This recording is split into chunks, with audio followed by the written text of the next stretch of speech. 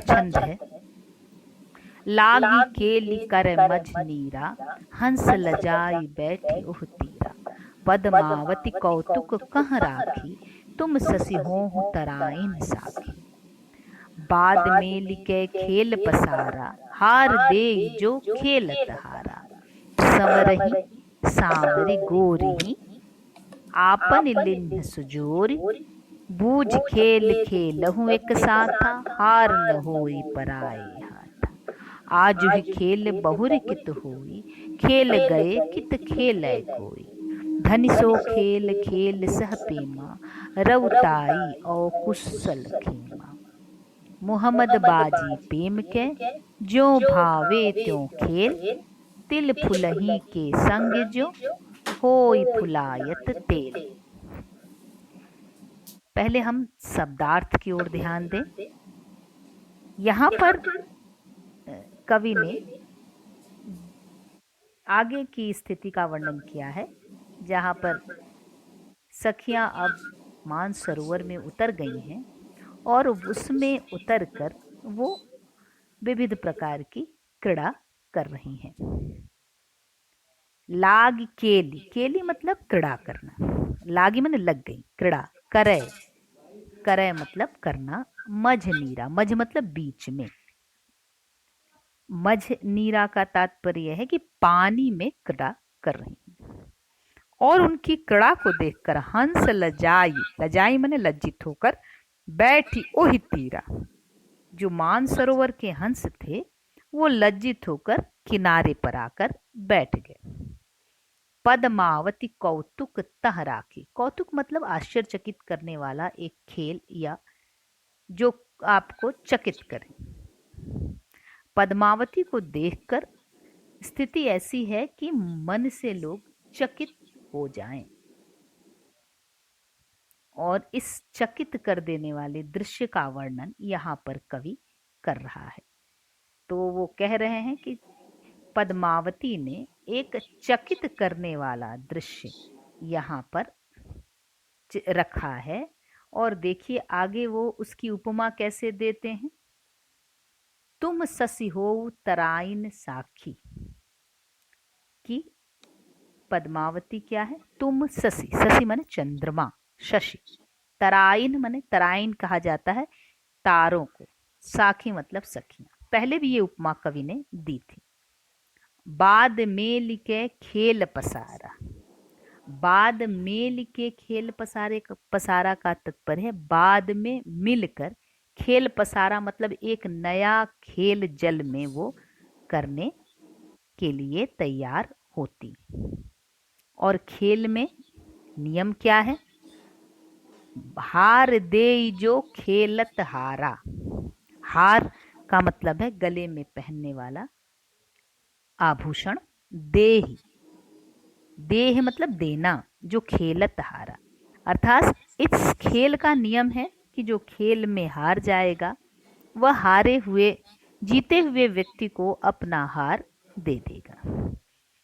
इसके बाद अगली पंक्ति में सावर ही सांवरी, गोरी ही गोरी। सखियां जो है गोरी भी हैं, सांवली भी हैं, तो उन्होंने दल बना लिया। सांवली सखियां सांवली सखियों के साथ और गोरी ही सखियां गोरी सखियों के साथ। आपन आपन लिन्न सुजोरी, और अपने अपने जोड़ी के साथ मिलकर सब खेलने लगी है। बूझ खेल खेलहु एक साथा, हार न होई पराए। बूझी मतलब समझ कर, चतुराई के साथ। खेल खेलहु एक साथा, कि जिसको खेल खेलना है वह बूझ कर, समझ कर खेल खेले, अन्यथा क्या होगा, हार न होई पराए हाथा, नहीं तो यह हार किसी पराये के हाथ में चला जाएगा, किसी पराये को देना होगा। अगली पंक्ति है आजू ही खेल बहुरी कित होई। आजू ही माने आज ही खेल लो, बहुरी कित होई, फिर बहुरी माने फिर, कित हुई फिर कहाँ होगा। खेल गए कित खेले खोई, एक बार जब खेल का दिन समाप्त हो जाएगा तो खेले कोई, फिर कौन खेलेगा। धनी सो खेल, अगली पंक्ति है खेल सह पेमा। धन्य माने धन्य सो खेल, यह खेल धन्य है। खेल सह पेमा, पेमा मतलब प्रेम, यह खेल जो है प्रेम से खेला जा रहा है, प्रेम से पगा हुआ है। और रउताई और कुशल खेमा, रउताई मतलब होता है प्रभुताई, प्रभाव, और कुशल कुशलता, खेमा का अर्थ है जो फिर कहीं और नहीं मिलेगा, रउताई और कुशल खेमा। अगली पंक्ति में मोहम्मद बाजी प्रेम की जो भावे त्यों खेल, मोहम्मद यानी मलिक मोहम्मद जायसी अपना नाम लिखते हुए कहते हैं, मोहम्मद बाजी प्रेम की, यह प्रेम की बाजी है, ज्यों भावे त्यों खेल, जैसा आपको लगे वैसे खेलो। तिल फूलहि के संग जो होई फुलायत तेल, तिल फूलहि, तिल आप जानते हैं, तो जैसे तिल के अंदर तेल होता है और उस तिल के तेल के अंदर उस तिल और उसके फूल का सुगंध भी समाहित हो जाता है, उसी प्रकार इस खेल में सारी सखियां एक साथ इस प्रकार खेल रही हैं कि सभी एक दूसरे के सुगंध से आप्लावित हो गई हैं। तो यह तो हुआ इस कविता का सामान्य अर्थ या शब्दों के अर्थ। चलिए व्याख्या करते हैं। देखिए संदर्भ यही है कि कविवर जायसी प्रस्तुत पद में पद्मावती की सखियों की जल क्रीड़ा के आनंदकारी वातावरण का चित्रण करते हुए इसी क्रीड़ा को ईश्वरीय प्रेम की क्रीड़ा की अभिव्यंजना प्रदान करते हैं समासोक्ति के द्वारा। पहले आप समझ लें कि समासोक्ति क्या होता है। समासोक्ति एक अलंकार है और इस अलंकार का कब इसका प्रयोग होता है, यह अलंकार कहाँ होता है, जब कोई वर्णन इस तरह किया जाए कि उसमें जो बात कही जा रही हो उसके अतिरिक्त कोई दूसरी बात जो कही निकल कर आ रही है वो प्रमुख हो। जैसे यहाँ बात की जा रही है पद्मावती और सखियों के खेलने की, जैसे ऊपर भी हमने पढ़ा था नैहर और सासुर की, लेकिन यहाँ उसका मूल अर्थ है कि यह कोई सामान्य क्रीड़ा नहीं है बल्कि आत्मा और परमात्मा के प्रेम का यहाँ चित्रण करना ही कवि का मुख्य लक्ष्य है। तो जब कहा कुछ जाए और जो कहा जा रहा है उसके अतिरिक्त दूसरा अर्थ प्रमुख हो अन्योक्ति के द्वारा, तो वहां समासोक्ति अलंकार होता है। सखियों के खेलने का तात्पर्य भी यहाँ स्पष्ट है और इस प्रेम के खेल को ईश्वरीय या ब्रह्म के खेल का भी नाम दिया जा सकता है, या कह सकते हैं कि कवि का मुख्यार्थ वही है। पद्मावती के और सखियों के माध्यम से वो परमात्मा और आत्मा के बीच की क्रीड़ा का, प्रेम का चित्रण करना चाह रहे हैं। आइए कविता की व्याख्या करते हैं। सब सखियां पानी में केली क्रीड़ा कर रहने लगी, खेल रही हैं। उनकी मनमोहक क्रीड़ा को देखकर पानी में बैठे हंस लजाकर किनारे पर आ बैठते हैं। पद्मावती को बड़ा कौतूहल हो रहा है और वह सखियों के साथ एक नए तरह का खेल खेलना चाह रही है। सखियों ने पद्मावती से कहा, हे पद्मावती, तुम सखी हो तराइन साखी, तुम ससी हो तराइन साखी। हे पद्मावती, तुम हमारे बीच चांद हो और हम सभी तारिकाएं हैं, अतः तुम हमारे केली कौतुक की साक्षी बनो कि इनमें से कौन खिलाड़ी है। तुम बताओ कि कौन अच्छा खेलता है। यूं परस्पर बाजी लगाकर खेल आरंभ हुआ। शर्त रही कि जो हारेगी वह जीतने वाली को अपना हार देगी।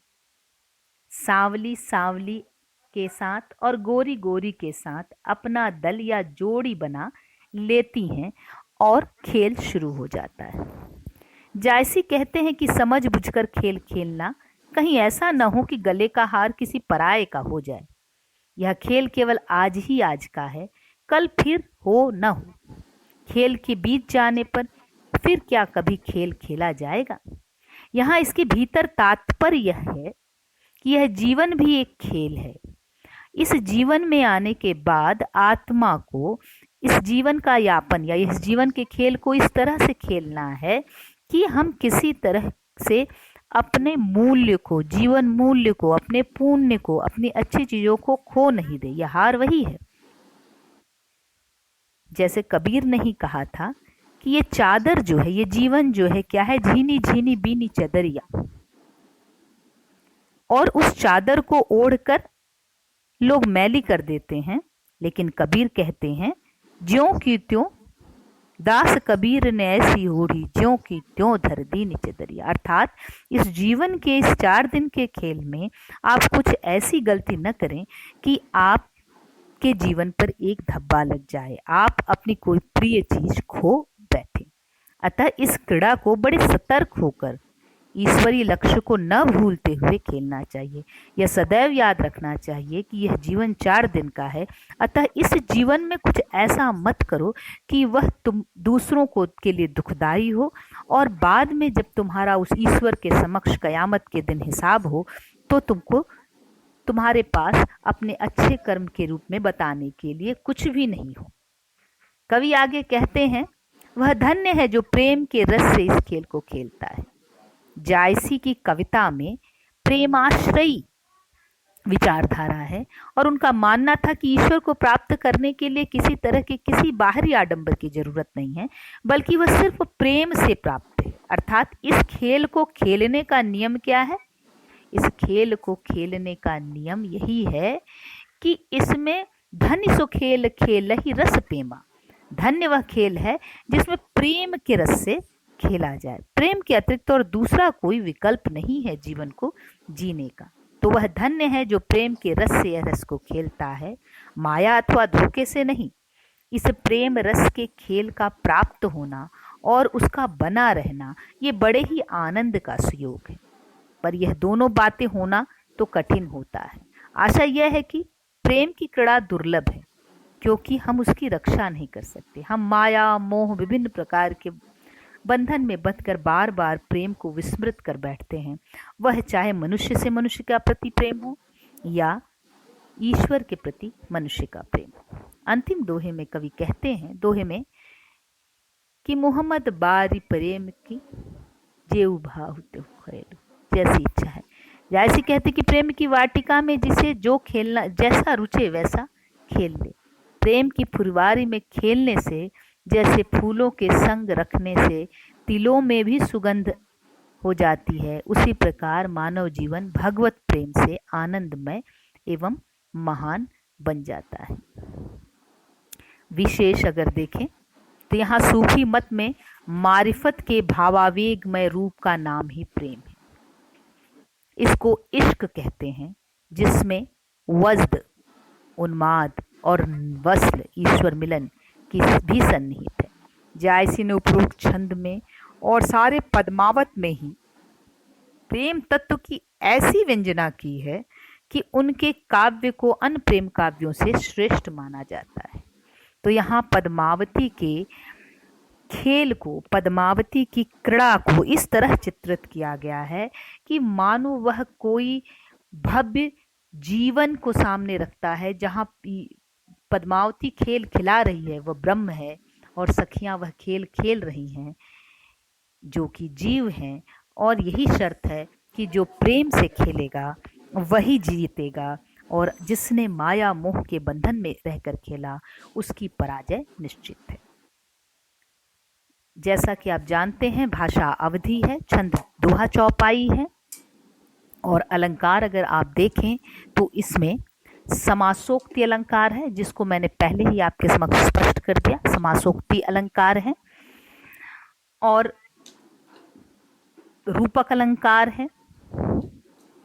हार शब्द में जो है वो श्लेष अलंकार है, हार गले में पहनने वाला भी होता है, और हार जो है वो पराजय को भी कहते हैं।